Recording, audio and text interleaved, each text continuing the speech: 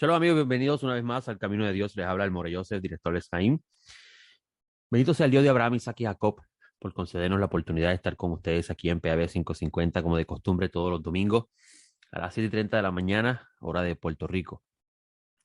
Le damos gracias al Dios de Abraham, Isaac y Jacob por las lluvias que han llegado a Puerto Rico desde el día de ayer, que nos ha ayudado muchísimo en este problema de la sequía que estamos viviendo. Hoy es un día nublado, pero muy bueno. Mientras tal vez personas desearían que el fin de semana, que es largo, fuera un fin de semana soleado, porque pues desean disfrutar de el tiempo que se les concede. Eh, Podríamos decir que es mucho mejor que esté nublado y que llueva porque necesitamos mucho la lluvia. Y habrá más días para poder descansar de días feriados, ¿verdad? Pero la lluvia en estos tiempos es más que necesaria, así que bendecimos al Todopoderoso por su gran bondad. Hoy nos encontramos en el día 3 del mes de julio del año 2022, que equivale al día 4 del mes de Tamuz del año 5782. El mes de Tamuz es conocido como el mes cuarto. Este nombre, un nombre bastante interesante, su utilización y la relación que tiene con el cuarto mes. Esto porque Tamuz es el nombre de una deidad pagana y aparece en el calendario hebreo después de que los israelitas regresaron de Babilonia. Algunos pensarían que trajeron de allá de Babilonia costumbres extrañas y que estas es un error, que el calendario contenga el nombre de una deidad. Pero cuando el calendario comenzó a tener el nombre de los meses, antes no tenía, todos los meses no tenían nombres, solamente algunos en particular, y lo va a encontrar, la idea de esto lo va a encontrar en los escritos conocidos como los pequeños profetas, o mejor dicho, los profetas menores, como por ejemplo los escritos conocidos como Primera y Segunda Samuel y Primera y Segunda Reyes. La razón de que se le pone este nombre a este mes es porque este mes está vinculado a muchos eventos en el pasado del pueblo de Israel que han sido muy lamentables. Se dice que, por ejemplo, el relato de los espías, donde estos hombres rechazaron la tierra de Israel, está vinculado a este mes, entre otros temas adicionales. Este cuarto mes de Tammuz es prácticamente un llamado al retorno al Eterno, de acuerdo a la tradición de Israel, o un llamado a concientizar de el mal que sobreviene sobre las personas antes de que venga el día del Eterno. La sección natural que estudiamos ayer se titula Korah. Korah se encuentra en el libro de Números, capítulo 16, versículo 1, y termina en el 18:32. La sección de los profetas se encuentra en 1 Samuel 11:14 y termina en el 12:22. En los escritos nazarenos encontramos eh, la lectura relacionada al tema central de Korah, Romanos 13, 1 al 7. ¿Cuál es el tema central de la parashá Korah? Korah es aquel personaje que usted conoce como Coré, cuyo nombre hebreo era Korah. Korah, la porción Korah, el tema central de la porción Korah es la rebelión hacia las autoridades.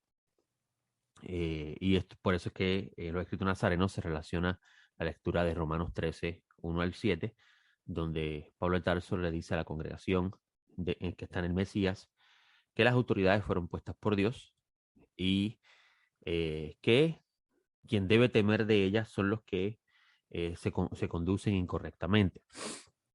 Si eres responsable con el pago de tu impuesto y obedeces sus leyes, no debes temer de la autoridad. Pero si eres una persona rebelde que no cumple con sus responsabilidades y desobedece a las leyes, pues sí debe temer a esas autoridades porque eventualmente van a ir tras usted. Y esto nos lleva a pensar, ¿y qué sucede cuando las autoridades son corruptas? ¿Qué sucede cuando las autoridades se conducen de una forma errada? Los sagrados escritos nos enseñan que vendrá un día donde el Creador bendito sea juzgará las acciones de todos los humanos y a la misma vez traerá justicia al mundo. Que todos aquellos que se colocaron en posiciones de poder y aprovecharon su posición de poder para defraudar, eh, eh, despojar y cometer injusticia, temblarán en ese día cuando el justo del Eterno, el Mesías, haga su aparición y traiga justicia al mundo. Incluso en un texto de Sofonías se habla de esta idea que en el tiempo donde se estaba manifestando esta profecía, el pueblo estaba viviendo también una situación similar, donde el Todopoderoso le dice al pueblo, mediante el profeta Sofonía, que aquellos que practiquen la justicia y anden con humildad podrían ser guardados y cuidados por el Eterno en el día que Él manifieste su ira contra los que practican la injusticia. Y esto nos enseña que en el panorama general que hay esperanza en cuando los que están a cargo del poder no están conduciéndose de la forma correcta. Ahora, ¿cómo debemos reaccionar nosotros? ¿Cómo nosotros, si tenemos algún temor del Eterno, debemos reaccionar? Debemos rebelarnos contra las autoridades, debemos promover un golpe de Estado. ¿Qué debemos hacer nosotros? En un tiempo como este, donde las redes sociales de diversas formas se convierten en un mecanismo para influenciar las masas y llevar a las masas a hacer lo que el pensamiento de algunos desean. ¿Qué debemos hacer? ¿Debemos ser un pueblo sumiso que permitir la justicia? ¿Qué debemos hacer? Ciertamente, sobre los pueblos en general, Dios no dice nada, simplemente que aquellos de los pueblos en general que desean apartarse del camino malvado y buscar el camino bueno tienen un lugar en su asamblea, en su pueblo, y que esas personas participarán de alguna forma en la salvación del Eterno. Incluso cuando Pablo de Tarso trae su mensaje a los gentiles, esa idea estaba en su mente porque los profetas profetizaron sobre esto. Y en esta sección de Korah, una sección bastante triste, cuando leemos con un pensamiento puro el texto, vemos cómo un hombre como Moisés puede decir delante de Dios, tú sabes que yo no he tomado nada injustamente.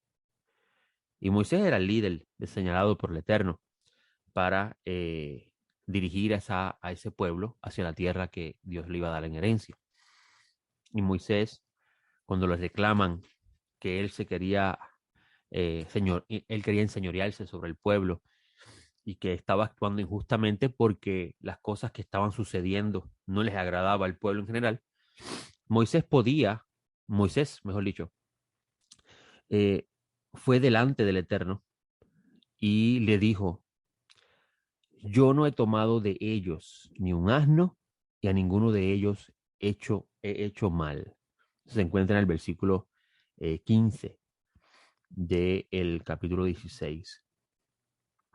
Y recuerden que Moisés es el líder designado por el Eterno para llevar esta congregación a la tierra de Israel. ¿Puede un líder hoy en día, si el pueblo les reclama de alguna forma u otra sus actos, puede un líder de cualquier nación, de cualquier pueblo, hoy en día decir delante del Creador, tú sabes que yo no he hecho nada incorrecto? ¿Tienen la conciencia hoy en día?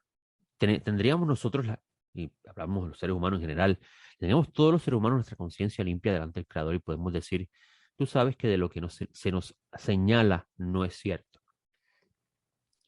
Y ahí es donde entra el asunto de cómo nosotros podemos mirar esta relación entre la justicia y la injusticia, los que están en la posición de poder y los que están sujetos a la posición de poder, los que están sujetos a los gobiernos. ¿Es necesario un gobierno? ¿Es necesario que exista un ley y orden? Sí, es necesario que exista ley y orden. Ese concepto de la anarquía, donde cada cual va como quiere y que no es necesario policía ni gobierno, no es algo que trae vida, al contrario, que trae desorden y caos. Recuerdo siempre haber salido de visitar un cliente por el área metropolitana, encontrar un rótulo que decía cero policía, cero gobierno, anarquía. Y eso, cuando lo analiza, es un pensamiento completamente irracional. Es necesario que existan leyes, es necesario que existan instrumentos gubernamentales que ejecuten esas leyes, es necesario que exista la administración. Pero ¿qué sucede cuando estos que están en las posiciones de poder se aprovechan de la posición de poder para actuar injustamente? Ahí es donde entra la comparación que podemos hacer con respecto a lo que Moisés dice cuando se le está reclamando injustamente abuso de poder.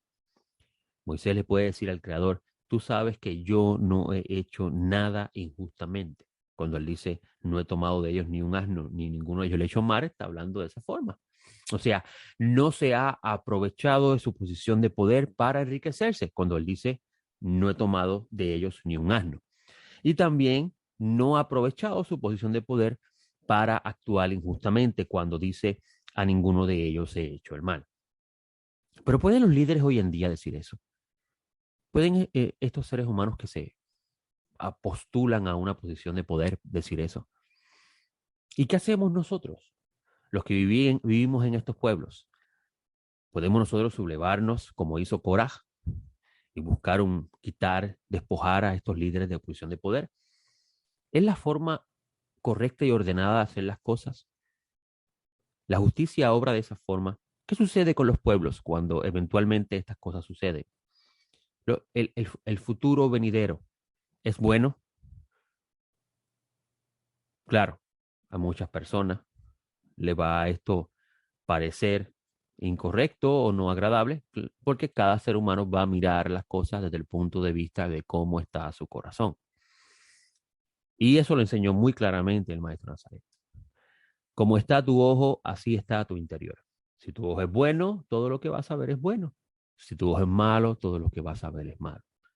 Entonces podemos decir que muchas veces los conflictos que existen entre los seres humanos tienen sus orígenes en el interior del ser humano, y esto nos lleva al texto de la Parashá, cuando el texto nos dice que Korah, Ben Istar, hijo de Coah, hijo de Leví, se separó. Y esto es la lectura tradicional de la Biblia hebrea. Por ejemplo, la Biblia textual dice, captó a Datán y Abirán, hijos de Eliab. Sin embargo, si leemos la versión aramea de la Torá, conocido como el Targum Onkelos, dice que Korah se separó, basándose en el texto, en la palabra que usted tiene en español, captó. ¿Y por qué se lo traducen se separó? Eh, Obviamente lo que busca aquí el traductor e intérprete del texto es enviar un mensaje basado en la palabra captó en hebreo. Y es que Korah, lo que buscan transmitir es la idea que Korah, aunque estaba en la congregación, o sea, aunque estaba en el pueblo, en su interior ya se había separado del pueblo. Pero ¿qué pudo haber influenciado en el interior de Korah para él pensar de esa forma? La escritura nos enseña que existe y nos lo presenta desde la perspectiva de una figura que a nosotros nos llama mucho la atención, cómo la escritura lo presenta. Por ejemplo, si vas al libro de Génesis, vas a encontrar este relato de una serpiente que habla, que aparenta tener piernas y manos, porque cuando dice la escritura, te arrastrarás con tu vientre, quiere decir que anteriormente no se arrastraba. Y uno podría pensar de forma racional y diría, ¿realmente existe una serpiente que en un tiempo caminó y tenía manos y ahora se arrastra? ¿O será que Dios, inspirando a Moisés, está utilizando la imagen de algo que existe en el Medio Oriente que representaba la amenaza a la vida y la seguridad cuando estaba cerca?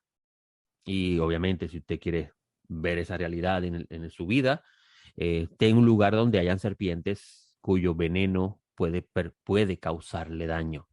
De seguro no va a querer estar cerca de ella. Y es interesante que la escritura presente que esa serpiente habla y que seduce a la mujer. Y esta figura que viene a representar el concepto del mal a lo largo de toda la escritura, que luego en el libro de Revelaciones va a tener otra forma de verse, como un gran dragón con múltiples cabezas, todo eso producto de esta idea de la profecía, del concepto de la profecía y las imágenes que Dios crea en la mente de aquel que recibe la profecía para exponerle las ideas del Todopoderoso con respecto a las cosas que ellos pueden comprender. Un tema que, pues, muy lamentablemente no se comprende porque no se ha estudiado de la perspectiva del pueblo que custodia el libro, como dice Pablo de Tarso. En que aventados un judío gentil, a ellos les fueron entregados los oráculos de Dios. O sea, ellos son los custodios de los libros y entienden estos conceptos. El hecho de que Dios haya cegado mucho del pueblo de Israel con respecto a la identidad del Mesías no significa que ellos no conozcan su libro. Y vemos a esta figura que que incluso hoy en día, en la forma que Hollywood proyecta las cosas, hay películas que lo presentan como un ser rojo con una cola bien larga y un tenedor de tres puntas y dos cuernos, y la gente piensa que realmente es así. Simplemente lo que está proyectando es el concepto de lo que representa eso y es mal. Eh, esa figura que la escritura presenta de esa forma, cuya intención es presentar una idea que si no fuera descrita de esa forma no se pudiese entender si no se analiza, obviamente. Eh, Se convierte en esta figura de la seducción que representa la rebelión, que representa eh, todo lo que impulsa al ser humano a hacer el mal, que representa primeramente, y vuelvo y repito, la rebelión voluntaria. Y se relaciona mucho esta figura con el desierto, o en otras palabras, la soledad y, y la incertidumbre. Y cuando los comentaristas dicen que, basados en el Targum Onkelos y la traducción del arameo, del hebreo al arameo, que Korah captó o se separó, eh, dicen que el aislamiento de Korah trajo consigo que múltiples pensamientos de que iban a traer el resultado que trajo entrarán en su interior. Y con ello la seducción y esa voz que se utiliza el concepto de la serpiente para hablar de ella, porque si usted mira a una serpiente, la serpiente se mueve sigilosamente, saca su lengua, hace un pequeño sonido con ella, pero no todo el mundo se da cuenta de ese sonido. Y se utiliza esa figura para hablar del concepto que llamamos la seducción y el mal que trae la seducción. Los rabinos enseñan que cuando Cora se separó, aunque estaba viviendo entre el pueblo, en su interior ya no se sentía parte del pueblo porque él entendía que podía hacer las cosas mejor. ¿Pero qué sedujo a Cora para pensar de esa forma? Interesantemente, en este relato vamos a encontrar que Cora, con esta intención en su interior, que claramente estamos, podríamos decir, llenando esos vacíos que la escritura no nos da, pero muy interesantemente la tradición de Israel enseña, eventualmente arrastró personas consigo, hasta 250 personas, para sublevarse contra Moisés y contra Aarón. ¿Qué pudo haber pasado en la muerte, en la mente de Coraj? Coraj es un levita, descendiente de la casa de Leví. ¿Qué le pudo haber pasado por la mente? ¿Qué voz extraña pudo haber seducido a Coraj? Tal vez le dijeron, su mente le vino este pensamiento: yo puedo hacerlo mejor que Aarón, yo puedo hacerlo mejor que Moisés, yo tengo mejores ideas, de seguro que yo puedo llevarlos a ellos a la tierra y evitar que ellos pasen estas cosas que pasaron. Y Korach se levanta, trae 250 personas consigo, además de Datán, Abirán y los hijos, que son descendientes de la casa de Eliab, de Pelet, y a Aón Ben Pelet de los hijos de Rubén, que son los primogénitos. Interesantemente, en el mundo, en el antiguo Medio Oriente, el primogénito se convertía en el descendiente de la casa, del liderato de la familia. Eh, Toma este grupo de personas, 250, y se levantan contra Moisés.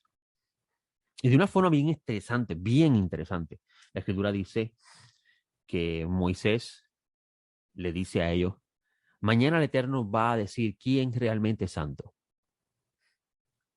Porque Coraje estaba diciéndole a ellos: todos nosotros somos santos. Y estaba mintiendo Coraje con eso de ninguna forma. La escritura dice que Dios había llamado a todo el pueblo de Israel pueblo santo. Quiere decir que Cora no estaba mintiendo. Todos somos santos. Y esto nos lleva a analizar un poquito el concepto de la voz de la seducción. Detrás de toda idea que podría traer destrucción, siempre hay algo de verdad. Y con esa verdad se capta la atención de la audiencia, pero luego sigilosamente se introduce algo que es la intención original de aquel que utilizó el fundamento de esa verdad para llegar a los que lo escuchan. Y Cora dijo una realidad. Todos somos santos. Claro, la Escritura dice que Dios llamó a su pueblo santo. Todo el pueblo de Israel es santo. Eso se encuentra en el libro de Éxodo y en el libro de Levíticos. Pero eventualmente, con esa afirmación que está sostenida en la verdad, él construyó lo que él deseaba. Y la Escritura dice que Moisés fue delante del Eterno y le dice, tú sabes que yo no me he aprovechado de ellos, tú sabes que yo no me he conducido con mal. Y Moisés le dice a ellos, el Eterno va a decidir mañana quién realmente es santo. Porque ese es el argumento primordial. Lo interesante es que la Escritura dice que luego de un acto que iba a mostrar quién era escogido por Dios o no, la tierra se abre para tragarse consigo a todos aquellos que estaban incitando a la rebelión en el pueblo. Y obviamente esto es algo que para nuestra mente racional no tiene ningún sentido, porque cuando usted ha visto que la tierra se abre, se traga un montón de gente, sí, pues eso pudo haber pasado, eso puede verlo, usted puede haberlo visto, ¿verdad?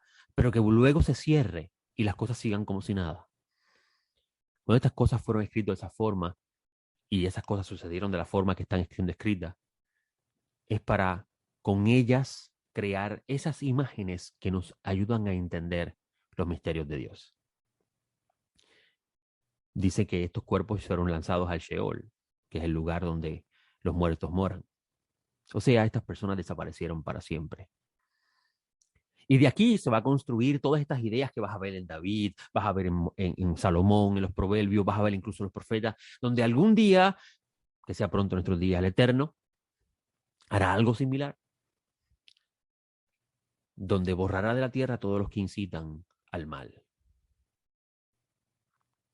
Y interesantemente que en el libro de Revelaciones se habla de esta idea, cuando en el capítulo 12 del libro de Revelaciones encontramos un texto muy interesante que claramente Juan, como judío que era, conocía.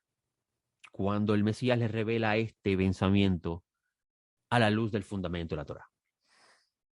Y muy lamentablemente, el distanciamiento del estudio de Moisés y los profetas ha llevado que libros como este, el libro de Revelaciones, tomen una interpretación totalmente distanciada del pensamiento de toda la Escritura.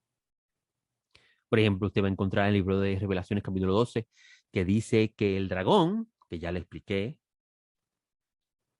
que es una figura que es una figura imaginaria que Dios va a utilizar para exponer una idea que si no fuera por palabras no se pudiese entender. Pero usted no va a ver realmente un dragón que sale del mar con muchas cabezas y muchos cuernos como las películas nos presentan. Es la forma del tiempo del receptor del mensaje poder comprender lo que Dios le está transmitiendo, porque recuerde que mediante las palabras se crean imágenes y esas imágenes transmiten mensaje. ¿Verdad? Que usted habla con una persona y le está narrando unos sucesos, esa persona recibiendo, escuchando esas palabras en su mente comienza a crear esas imágenes según va captando el mensaje y va entendiendo lo que está recibiendo. Por eso es que hay que ser muy sabio en cómo transmitimos lo que hablamos, no sea que le causemos daño a la persona que nos está escuchando. Yo soy una persona personalmente, y cada vez que hablo con una persona, lo menciono. A mí no me gustan los detalles. ¿Y qué quiero decir con esto? Es que cuando tú me vas a contar una situación lamentable que te ha sucedido, yo prefiero que vayas al grano y no me des los detalles porque los detalles me hacen daño. Esas imágenes se me crean en mi interior y me causan dolor, ira, angustia. Y prefiero cuidar mi alma de eso y le digo a la persona, mejor dime que hiciste esto y te hicieron daño. Y ya. Conociendo estas cosas. Bendito sea el Eterno por darme la oportunidad de conocer estas cosas. Y en el libro de Revelaciones vas a encontrar interesantemente que habla de cómo el dragón fue lanzado del cielo y está en la tierra y sabe que le queda poco tiempo. Muy interesantemente, cuando leemos la literatura del pueblo de Israel sobre esta figura y lo que se piensa de ella. Oh, amigos, el pensamiento de uno cambia radicalmente. Porque si usted no lo sabía, el concepto del infierno, como usted lo conoce hoy, tiene su origen en la famosa historia de, de la Divina Comedia de Dante. Y dice el texto que este dragón persiguió a la mujer. ¿Quién es esta mujer? La mujer que da luz al varón. El varón es el Mesías. Entonces quiere decir que la mujer es la congregación de Israel, el pueblo de Israel que se ha mantenido fiel. ¿Por qué? Porque vamos a ver en la historia del pueblo que siempre ha habido un remanente. Incluso Juan el Inmersor, que es primo de nuestro Señor el Mesías, Yeshua, sus padres eran justos. Incluso Juan el Inmersor es descendiente de sacerdotes. Los padres de nuestro Señor Yeshua el Mesías eran llamados justos por la Escritura. Entonces, quiere decir que cuando se habla de la mujer aquí, se habla de la congregación de Israel que se ha mantenido siempre fiel, porque la Escritura va a hablar de dos Israel, una fiel y una infiel. Y dice que fue a perseguir a la mujer. ¿Y qué dice el texto? El texto dice muy interesantemente que se le dieron alas de la gran águila. Obviamente eso es un mensaje metafórico para que huyera de la presencia de la serpiente al desierto. Interesantemente que en el libro de Deuteronomio, el libro de Números, el tema central es el desierto. Donde allí es alimentada por tiempo, tiempos y medio tiempo, y ese tiempo, medio tiempo es igual que 3 años y medio o 3 tiempos y medio, que cuando miramos el libro de Números encontramos una gran similitud al concepto del número 42 en la sección de la Torá titulada Masei, donde se habla de las jornadas de los israelitas por el desierto y las pruebas que pasaron. O sea, una persona que conoce a Moisés y lee cuando digo Moisés me refiero a la Torá, y lee este texto, claramente está encontrando una relación entre el desierto, la llevada a la mujer al desierto y la prueba que necesita pasar ella por el desierto. ¿Para qué? La respuesta a eso lo va a encontrar el Deuteronomio cuando Moisés dice que eso lo hizo el Eterno para probar si el pueblo andaría o no en sus caminos. Y muy interesantemente, el texto dice en el versículo 15 de Revelaciones que la serpiente arroja agua como un río para arrastrar a la mujer. ¿No le parece curioso que Korah de su boca comenzó a hablar para arrastrar a todo el pueblo a rebelarse contra Moisés y Aarón, la autoridad? Pero cuando el hombre Moisés se mantuvo firme y el pueblo prefiere escuchar a Moisés y no a los que lanzan agua para arrastrarla a la seducción, utilizando algo de la verdad, escondiendo en ella la mentira. Dice el texto de Revelaciones que muy interesantemente la tierra ayuda a la mujer. Y en esta parasha de Corah vamos a encontrar que la tierra se abre para traerse hacia el fondo de la tierra a los que seducen y buscan llevar a la mujer fiel a desviarse del camino. Entonces podemos decir que en este texto de Revelaciones se está expresando una idea que se encuentra en esta porción de Corah, que si lo analizamos profundamente vamos a encontrar su relación y vamos a entender el mensaje. Muy tristemente, y con esto voy cerrando el programa, Simón Kefa, a quien usted conoce como Pedro, pero obviamente él no era latino, no hablaba español, así que no se pudo haber llamado Pedro. Obviamente es una traducción, pero su nombre hebreo era Simón, Shimón realmente, y le decían Kefas, que es una palabra aramea que significa piedra o roca, cuyo significado es uno que cuida, protege, y a la misma vez uno que es duro. Y Simón Kefa en una de sus cartas dice lo siguiente: van a ver entre el pueblo, entre vosotros, falsos maestros, que van a introducir encubiertamente, interesantemente, es interesante esto porque le mencioné que Korah tenía una agenda oculta, pero utilizó la verdad para llamar la atención. Introducirán encubiertamente herejía destructora, negando aún al soberano que los adquirió, o sea, rebelándose contra la autoridad. trayendo sobre sí mismo destrucción repentina. ¿No es algo que pasó con Coraj?